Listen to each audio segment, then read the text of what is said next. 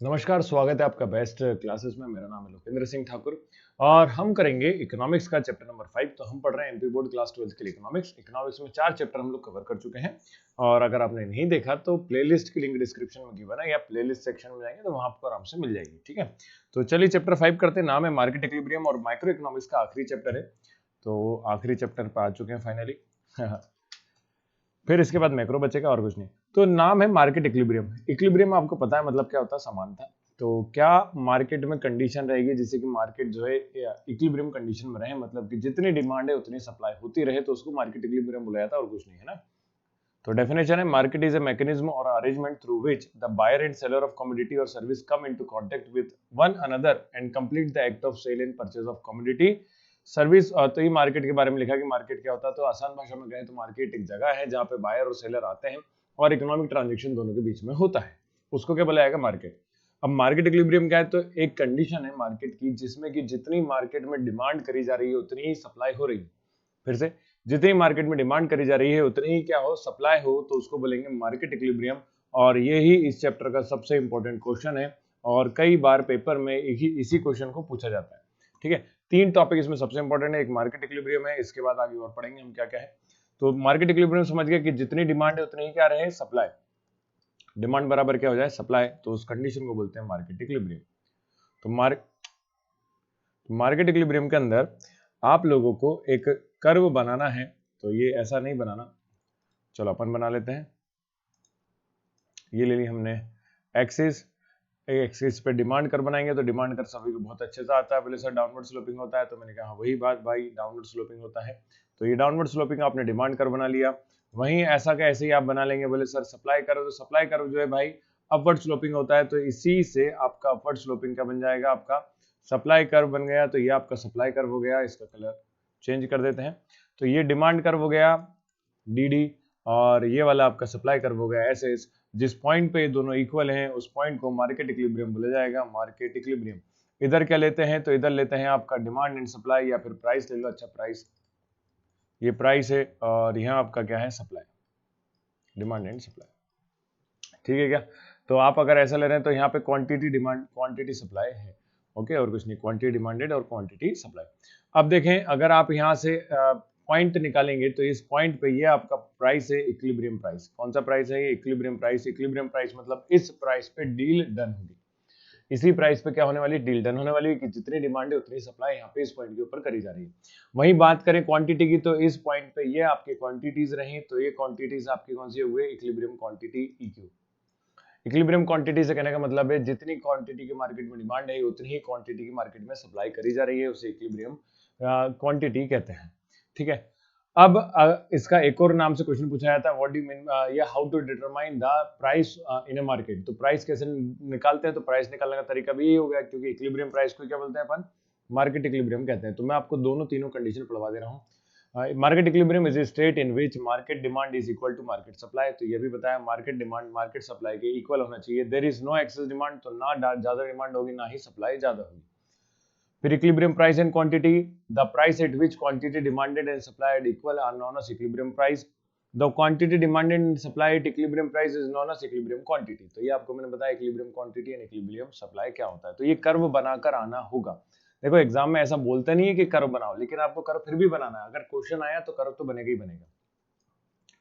चलो price determination और देख लें, इसी से रिलेटेड ये रहा।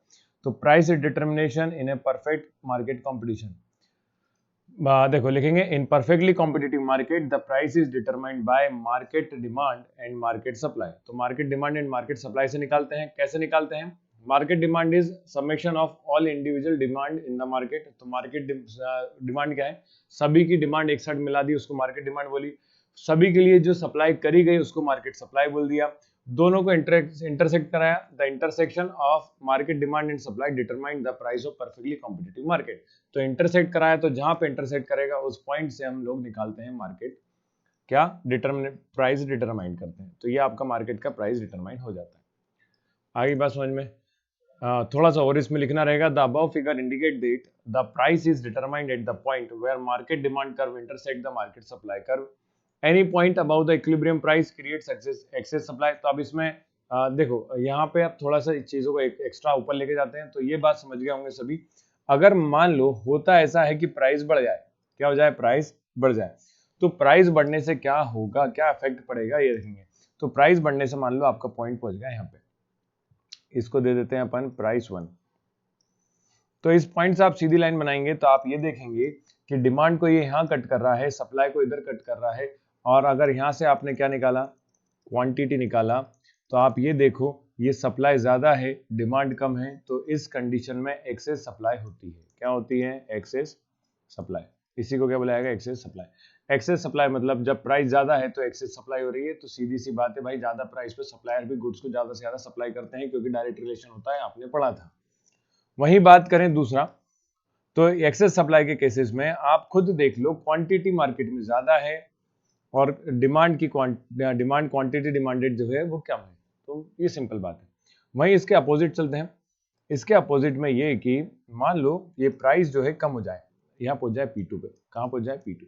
तो प्राइस P2 पे पहुंचे तो आपने यहाँ से एक स्ट्रेट लाइन बनाना और यहाँ कट करके देखेंगे तो आपको ये कट करने पे फिर मिलेगा कि ये कंडीशन में सप्लाई कम है और डिमांड क्या है, ज्यादा। तो इस रीजन को बोलते हैं एक्सेस डिमांड। क्या बोलेंगे, एक्सेस डिमांड।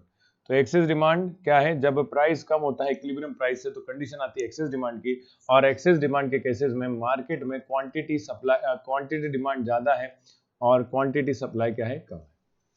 बस इतना सा बात थी, एक्सेस डिमांड एक्सेस सप्लाई। आसान भाषा में डिमांड ज्यादा है तो एक्सेस डिमांड, सप्लाई ज्यादा है तो एक्सेस सप्लाई। चलिए इसी से एक कॉन्सेप्ट निकल के आता है, इसको बोलते हैं प्राइस सीलिंग। क्या बोला जाता है, प्राइस सीलिंग। अब प्राइस सीलिंग क्या है, तो मार्केट में कोई चीज जब ज्यादा रेट में बिकती है, ये देखो जैसे ये आपका ये इक्विलिब्रियम प्राइस है, इससे ज्यादा रेट हो चुके हैं। मान लो पेट्रोल का टाइम केस लेते हैं अभी, तो पेट्रोल में मैं इसको जरा कॉपी कर लेता हूँ थोड़ा सा आपको और क्लियर हो जाए, ताकि, अरे भाई साहब आप हट जाओ।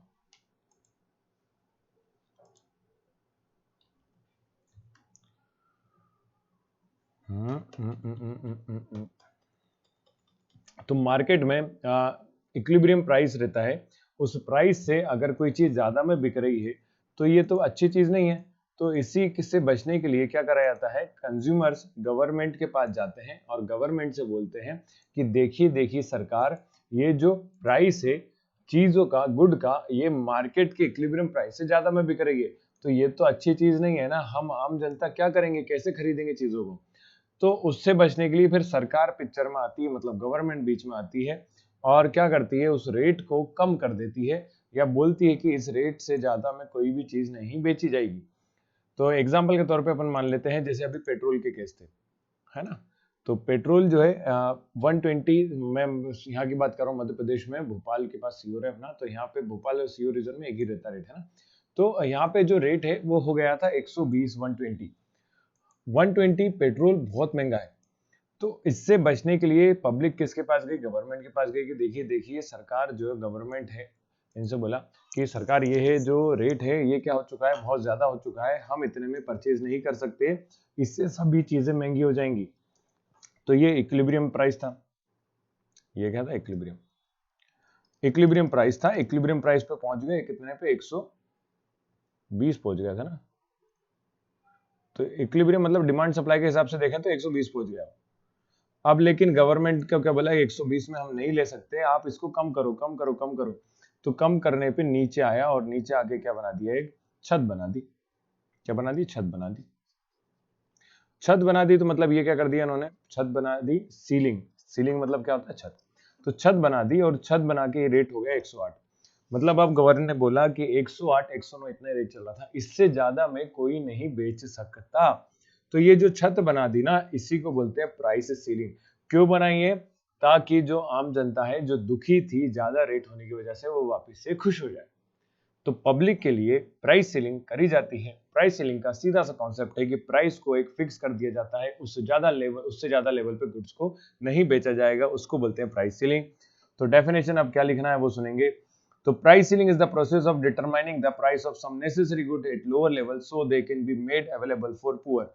तो कम रेट पे लोअर लेवल पे गुड्स को अवेलेबल करवाया जाए ताकि आम जनता, पुअर जनता भी इसको खरीद सके। Government of India impose a price ceiling on the basic necessary good which should be made available for the poor. जैसे कि तो goods such as rice, wheat, sugar, kerosene, इन सभी पे पल्सेस, इन सभी पे प्राइस सीलिंग जनरली लगाया जाता है ताकि इजीली अवेलेबल हो पुअर लोगों के लिए। ठीक है। अब इसमें हुआ क्या, तो इसमें कंडीशन में आप देखो ये नीचे आ गया ना, ये रीजन हो गया। तो ये रीजन को कौन सा रीजन बोला गया था, बोले सर एक्सेस डिमांड। तो यही कहना चाह रहे हैं, तो प्राइस सीलिंग में एक्सेस डिमांड देखने को मिलता है। तो imposition of price ceiling leads to excessive increase in the demand at lower price. People are likely to increase their demand for such commodities. तो इस केस में डिमांड बढ़ जाती है, और इसमें बहुत सारी चीजें देखने को अब मिलेगी। जब डिमांड ज्यादा है मार्केट में, सप्लाई बहुत कम है और प्राइस भी बढ़ा नहीं सकते हैं, तो ब्लैक मार्केटिंग हुआ या फिर बेकार क्वालिटी के गुड्स मिक्स कर करके चीजों को बेचा जाता है। तो ये सभी इसके ड्रॉबैक्स हो जाते हैं।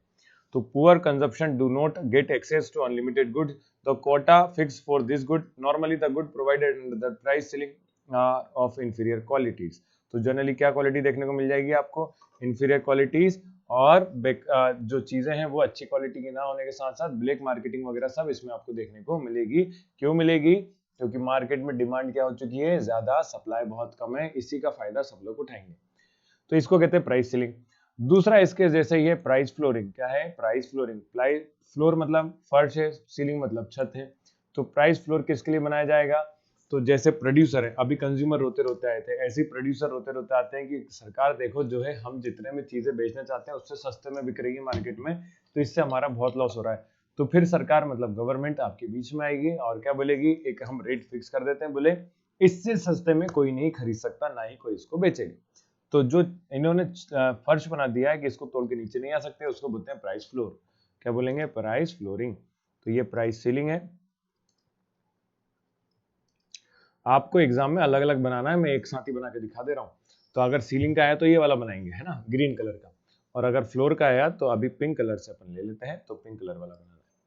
तो फ्लोर में आया तो आपको क्या है, तो अब सरकार ने बोला है कि आपका क्या करते हैं, हम एक रेट फिक्स कर देते हैं। जैसे अभी 120 में बिक रही चीज, लेकिन वो प्रोड्यूसर नहीं चाहता 120 में बिके, क्योंकि वो ज्यादा में बेचना चाहता है। तो यहाँ पे उसका लॉस हो रहा था। तो इस केस में वो क्या करेगा, सरकार से बोलेगा कि रेट बढ़ा दो। तो रेट बढ़ा दो, जैसे मंडियों में गए दाम बढ़ाने के लिए, किसान अपने भाई मतलब बोलते हैं ना मंडियों में रेट बढ़ा दो, तो वही वाली चीज है। तो रेट बढ़ा दो, तो यहाँ प्रोड्यूसर अपने किसान ही प्रोड्यूसर ही है, तो रेट बढ़ा के बोल दिए बोले 140 कर देते हैं। तो 140 रेट कर दिए, तो इक्विलिब्रियम प्राइस से क्या हो चुका है, ये ज्यादा हो चुका है। जब ज्यादा हो गया तो आपको क्या देखने को मिलेगा, एक्सेस सप्लाई। तो मंडी के अंदर एक्सेस सप्लाई हो जाएगी, ठीक है। तो एक्सेस सप्लाई हो रही है, और इस कंडीशन में इससे कम में नहीं खरीद सकते, तो एमएसपी कहते हैं ना, मिनिमम सेलिंग प्राइस जैसे, तो वही वाली बात है। तो एमएसपी में आपका क्या होगा, इससे कम रेट में चीजों को नहीं खरीदा जा सकता। तो इसलिए एमएसपी में आपको मंडी के अंदर देखने को मिलता है, और इसको प्राइस फ्लोरिंग कहते हैं। तो प्राइस फ्लोरिंग की डेफिनेशन पढ़ाते हैं, और बस आखिरी टॉपिक था ये आज का। और इसके बाद नेक्स्ट वीडियो में हम लोग इसको खत्म करके आपका नया चैप्टर पढ़ेंगे। तो it means the minimum price fixed by government for commodity in the market, it seems paradoxical, each firm employ labour up the point where the marginal revenue product of labour equal to wages rate. तो ये आपकी जरूरत का नहीं है, केवल आपको definition ये वाली लिखनी है। फिर with supply curve remain unchanged when demand curve shift rightward. तो ये भी लिखने की जरूरत नहीं है, आपको लिखना क्या है, डायरेक्ट यहाँ पे एक्सेस सप्लाई देखने को मिलता है, ये लिखा नहीं है। तो आप सीधे एक पॉइंट कंडीशन एक्स्ट्रा ऐड कर लेंगे, in this case you have to see the excess supply in the price flooring. तो प्राइस फ्लोरिंग के केस में एक्सेस सप्लाई देखने को मिलता है, बाकी का आप बुक से रीड कर लीजिएगा। तो ये आपका प्राइस फ्लोर हो गया, और प्राइस सीलिंग हो गया, दोनों हो गया, और मार्केट इक्विलिब्रियम और डिटर्मिनेशन ऑफ प्राइस भी हमने पढ़ लिया। तो इस वीडियो में इतना ही करेंगे, और ये इकोनॉमिक्स आपका एक वीडियो और है, इसके बाद माइक्रो इकोनॉमिक्स खत्म हो जाएगा। फिर मैक्रो करेंगे, तो मैक्रो भी आपका मिड नवंबर या नवंबर एंड तक आपका खत्म हो जाएगा। तो फिर आपके पास पूरा दिसंबर और जनवरी ऑब्जेक्टिव और क्वेश्चन पेपर सॉल्व करने के लिए बचेंगे। तो आज के लिए इतना ही। वीडियो देखने के लिए thank you, bye bye, take care.